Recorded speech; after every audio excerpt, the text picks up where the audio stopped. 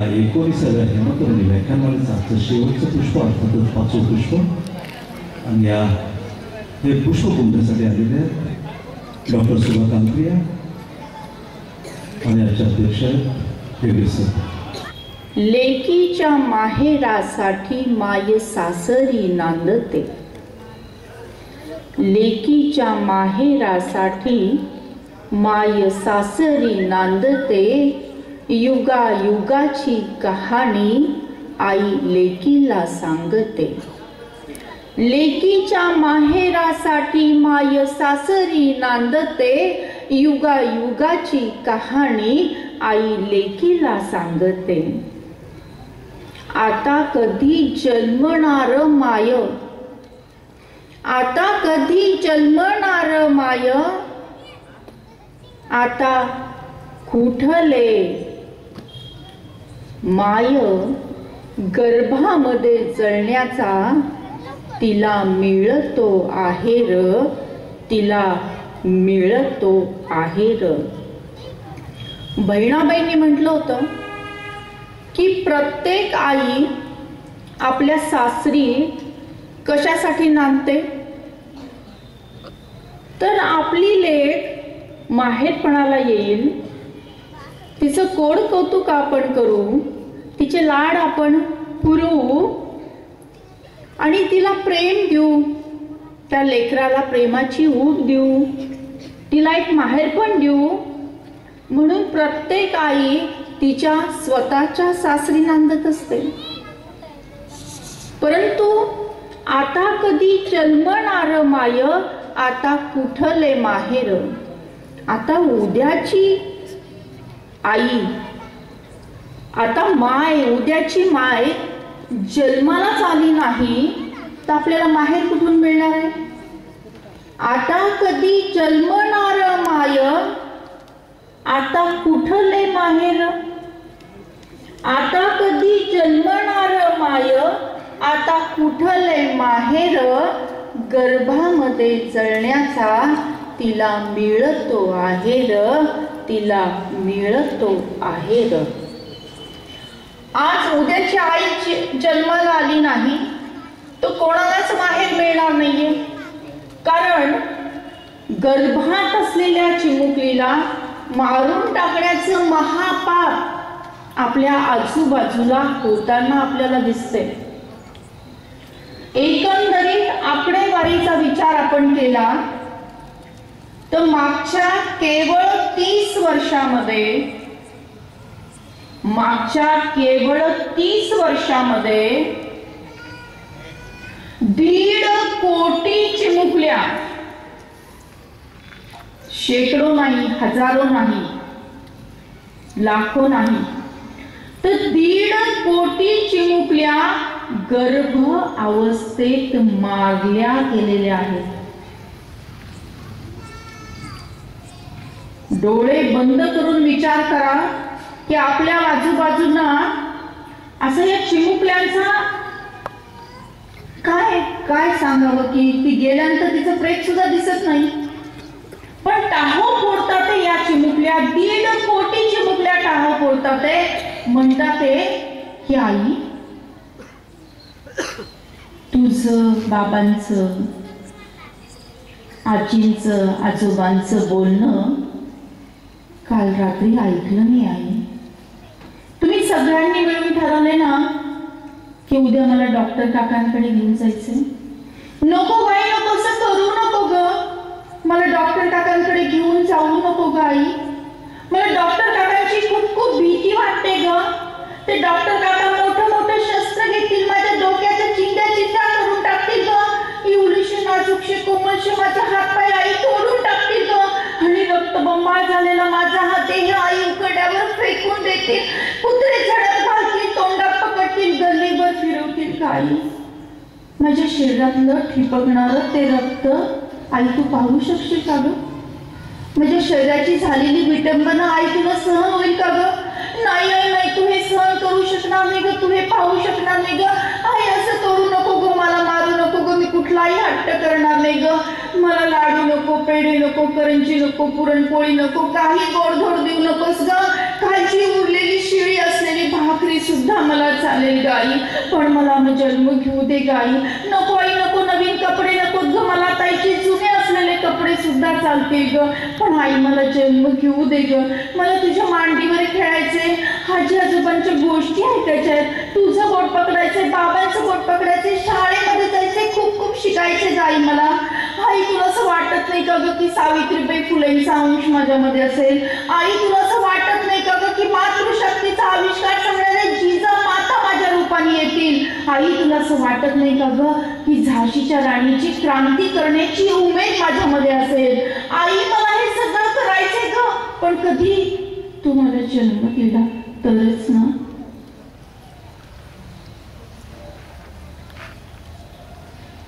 वेळ नाही गेली अजून, हाक देते मी तुला.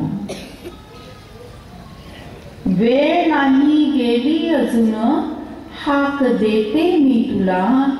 खुडू नको कळी आई, खुडू नको कळी आई.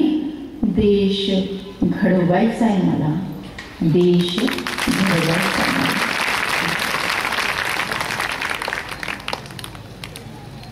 अशी आठ अशी हाक ही चिमुकली देत आहे. गेल्या 30 वर्षात 1.5 कोटी चिमुकल्या या गर्भ अवस्थेत असतानाच, आईच्या पोटात असतानाच, जन्माला येण्यापूर्वीच मारल्या गेलेल्या आहेत. खरं म्हणजे आईचं उदर, ज्याला आपण तीर्थक्षेत्र असं म्हणतो, आईचं उदर ज्याला आपण तीर्थक्षेत्र असं म्हणतो, की जिथे एक जीव उमलतो, फुलतो, वाढतो आणि एक नवीन जीवन सृष्टी निर्माण करून टाकतो, अशा तीर्थक्षेत्र असलेल्या आईच्या उदराला स्मशानभूमी करण्याचं अत्यंत क्रूर आणि वाईट असं महापाप आपल्या आजूबाजूला होताना दिसत आहे. मग हे संकट केवळ स्त्रियांचं संकट आहे का? हा प्रश्न केवळ स्त्रियांचा प्रश्न आहे का? नाही. हे संकट फक्त स्त्रियांचं संकट नाहीये. हा प्रश्न केवळ स्त्रियांचा प्रश्न नाहीये, तर हा प्रश्न एकूण समाजाचा प्रश्न आहे. ही लढाई स्त्री विरुद्ध पुरुषाची आहे का? नाही. ही लढाई पुरुषांविरुद्ध स्त्रीची आहे का? नाही. ही लढाई विकृती विरुद्ध संस्कृतीची लढाई आहे. ही लढाई विकृती विरुद्ध संस्कृतीची लढाई आहे. म्हणून या चळवळीमध्ये कार्य करताना सगळ्या स्त्रियांची, सगळ्या पुरुषांची, सगळ्या लहान थोरांची मदत आवश्यक आहे. मग आपण काय करू शकतो?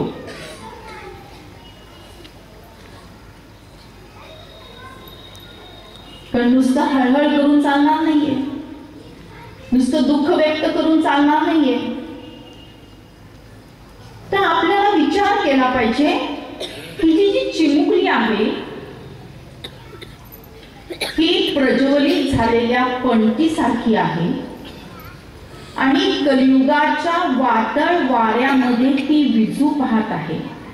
ती विजू नये म्हणून 2 हातांचं संरक्षण तिला आवश्यक आहे. एक हात हवा आहे समाजाच्या सकारात्मक बदलाचा आणि दुसरा हात हवा आहे कायद्याच्या ताबडतोब आणि कडक अंमलबजावणीचा.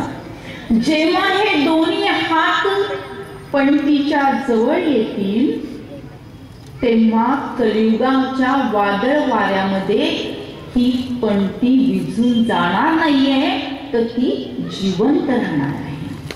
हा एक सामाजिक प्रश्न आहे.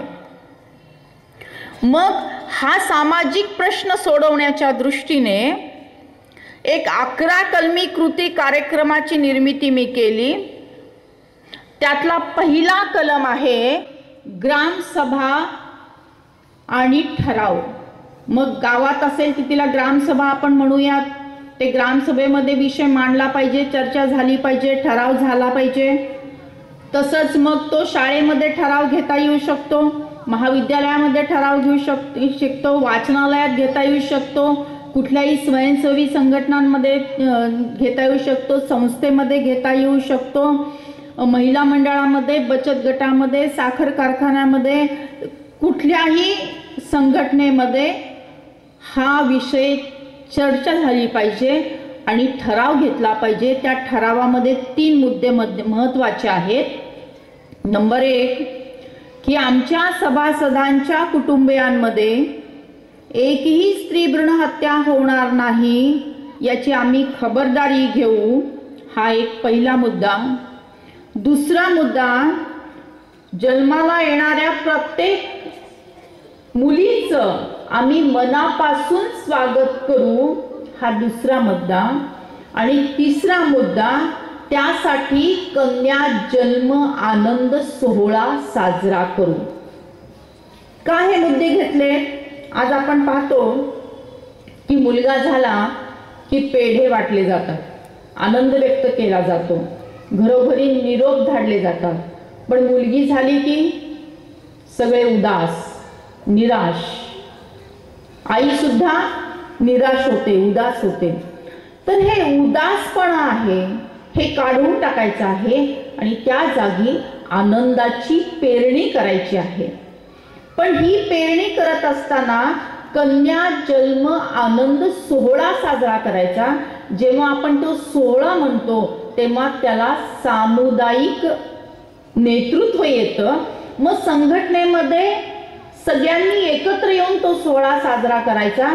उदाहरण आपण घेऊया की स्वामी विवेकानंद प्रतिष्ठानने समजा हा ठराव घेतला, ते घेत आहेत ठराव, त्यांच्या कुटुंबांमध्ये जर मुलीचा जन्म झाला तर सगळ्यांनी एकत्र येऊन मुलीला झबलं घ्यायचं आहे, आईची खणा नारळाने ओटी भरायची आहे आणि सासूबाईंना सुद्धा फूल आणि नारळ देऊन त्यांचा सन्मान करायचा आहे। अशा प्रकारचा कन्या जन्म आनंद सोहळा हा साजरा करायचा आहे। मग तो प्रतिष्ठानमध्ये आणि तो शाळेमध्ये सुद्धा आपण करू शकतो। त्यासाठी 1 रुपयाची जादू योजना आपल्याला राबवता येते। काय आहे ही 1 रुपयाची जादू योजना? तर जेवढे काही सभासद असतील त्या सभासदांनी प्रत्येकी 1-1 रुपया कॉन्ट्रीब्युशन करायचं। शाळेमध्ये घेतला तर प्रत्येक विद्यार्थ्यांनी 1-1 रुपये कॉन्ट्रीब्युशन करायचं। आणि आपण समजा उरळी कांचन ग्रामपंचायतीने जर समजा ठराव घेतला तर इथली लोकसंख्या किती आहे? More than 50,000। आपण 50,000 म्हणजे 50,000 पकडूया, तर प्रत्येकाने फक्त 1 रुपया दिला तर किती रुपये होतील? 50,000। आणि हे 50,000 रुपये मुलीच्या नावाने फिक्स डिपॉझिट जर ठेवले तर 20 वर्षापर्यंत लाखापेक्षा जास्त निधी तिच्या नावाने उभा राहणार आहे। तर म्हणून मी विनंती करेल ग्रामपंचायतीला की आपण अशा प्रकारचा ठराव घ्यावा। असंख्य ग्रामपंचायतीने अशा प्रकारचे ठराव घेतलेले आहेत आणि साधं सोपं आहे, जसं आपण घरपट्टी घेतो, पाणीपट्टी घेतो, विजेचं बिल घेतो, तसंच घरोघरून फक्त मुलीच्या नावाने 1 रुपये कॉन्ट्रीब्युशन कुणी नाही म्हणणार आहे का? कोणाकोणाला या 1 रुपयाच्या जादूमध्ये सहभागी व्हायची इच्छा आहे? हात वर करा। पहा, म्हणजे 100% लोकांनी हात वर केलेले आहेत। जोरदार टाळ्या वाजवूयात आपण। श्री जन्माचे स्वागत करा ठराव। स्वामी विवेकानंद प्रतिष्ठान ही संस्था 1984 पासून कार्यरत असून सामाजिक, शैक्षणिक व सांस्कृतिक क्षेत्रात ती झोकून जाऊन कार्य करत आहे। स्वामी विवेकानंदचा आदर्श समोर ठेवून त्यांच्या विचाराचा वारसा पुढे नेत आहे। त्या अंतर्गत श्री जन्माचे स्वागत करा बेटी बचाओ या राष्ट्रीय चळवळीत आम्ही सहभागी होत आहोत। त्याबद्दलची माहिती आम्ही या जवळच्या राष्ट्रीय प्रेरणेत्या डॉक्टर सुधा कांकरे यांच्याकडून घेतली। त्यांनी 11 कलमी कृती कार्यक्रम समजावून सांगितला। स्त्री भ्रूण हत्येचे हे भयानक संकट थांबवण्यासाठी आम्ही असा ठराव घेत आहोत की आमच्या सभासदांच्या कुटुंबामध्ये एकही स्त्री भ्रूण हत्या होणार नाही याची आम्ही दक्षता घेऊ व प्रत्येक मुलीच्या जन्माचे स्वागत आम्ही कन्या जन्म आनंद सोहळ्याने संपन्न करू। त्यासाठी 1 रुपयाची जादू योजना राबवू।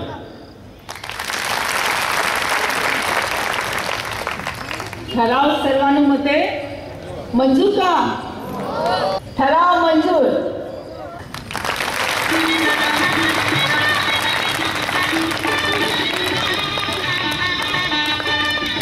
सर्वांनी डोळे अलगदरीत्या बंद करायचे आहेत. बंद डोळ्यासमोर भारत मातेचं चित्र आपल्याला आणायचं आहे. भारत माझा देश आहे. सारे भारतीय माझे बांधव आहे. माझ्या या देशात स्त्री पुरुष समानता नांदावी, यासाठी मी सदैव प्रयत्न करेन. स्त्री एक महान शक्ती आहे. ती अनंत काळची माता आहे.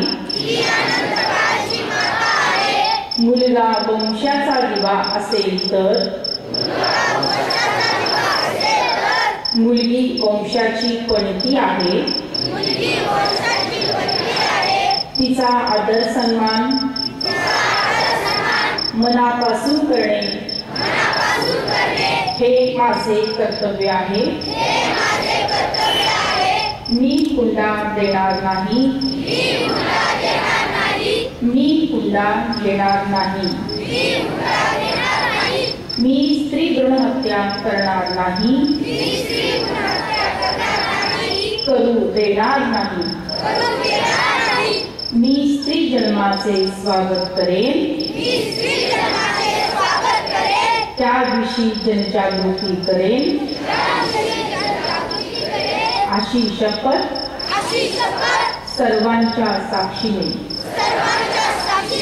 आम्ही घेत आहोत. हात खाली घ्यायचा आणि भारत मातेचा जय जयकार हात उंच करून उंच आवाजात करायचे. भारत माता की वंदे.